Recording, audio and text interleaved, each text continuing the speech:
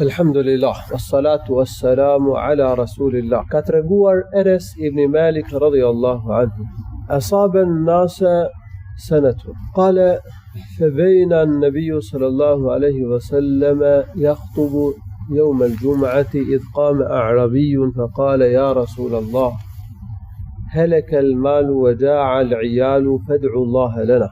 Thot, i zuri njerëzit një thatësirë e madhe. Ishte kohë që nuk binte shi. Në ditën e Xuma, profeti po mante hutbe. Në këtë moment hyri një beduin, edhe tha, kuptohet foli gjatë hutbes. Tha, o i dërguari i Allahut, po shkatrohet pasuria, lektori, bujqësi, bakti, gjërat me cilat ata mbaheshin, ushqeshin, u shkatruan. Familjen e kam të uritur, nuk kemi me çfarë të mbahemi. Lutë Allahun që të zbresë shi. Kuptohet që ky foli gjatë hutbes dhe profeti nuk e kritikoi, nuk e tha mos fol, sepse ky kishte një hall, kishte një nevojë dhe në raste të tilla nuk kritikohet diçka e tillë. Pastaj profeti sallallahu alaihi wasallam i ngriti duart. قال فرفع رسول الله صلى الله عليه وسلم يديه إلى السماء وما في السماء قزعة. Profeti i ngriti duart për lutje.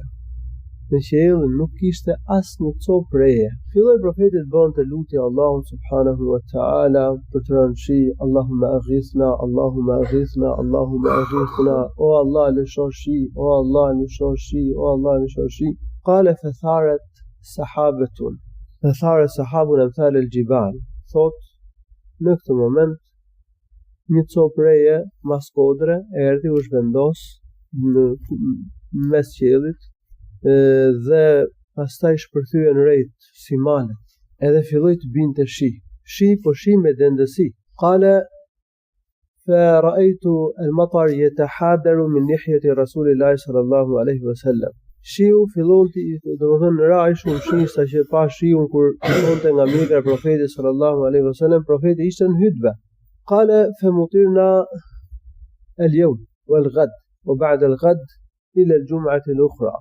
Do të karashi këtë ditë, ditën e nesërme, pas nesërmen dhe një javë rresht deri te xhumon tjetër.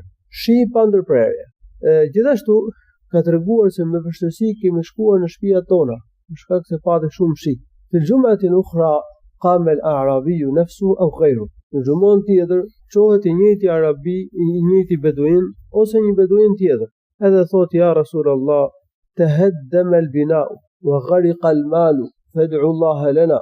Sa o i dërguari i Allahut, ndërtesat po shkatrohen, shtëpitë tona po shkatrohen, se ka shumë shi, ka shumë lagështi dhe pasuria po shkatrohet. Prandaj lutë Allahun subhanahu wa ta'ala për ne, lutë Allahun që të mos bjerë më shi. Profeti sallallahu alaihi wasallam ngriti duart duke bërë lutje. Edhe në çdo anë nga profeti sallallahu alaihi wasallam ngrinte dorën, hiqe një pjesë rresh dhe hapej qielli. Qala hatta sarat al-madinatu kal-jawba.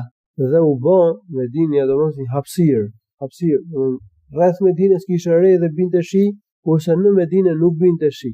Dhe gjatë kësaj lutje profeti sallallahu alaihi wasallam ka thënë Allahumma hawalejna wa la alejna, Allahumma ala al-jibali wal-dhirabi wal-akami wa manabiti ash-shajar. O Allah, lëshoje shin rreth nesh dhe jo këtu në Medinë. Lëshoje mbi malet, mbi kodrat, mbi bregoret dhe në vendet ku mbin bimët, pemët, edhe kështu thot. U hap qielli në Medinë, doli dielli dhe ne shkuam, domethënë në kohë me diell shkuam në shtëpiat tona. Edhe në këtë hadith praflitet për një nga mrekullitë e qarta të profetit ton sallallahu alaihi wasallam. Allahu i lartësuar në moment ja ka pranuar lutjen profetit sallallahu alaihi wasallam.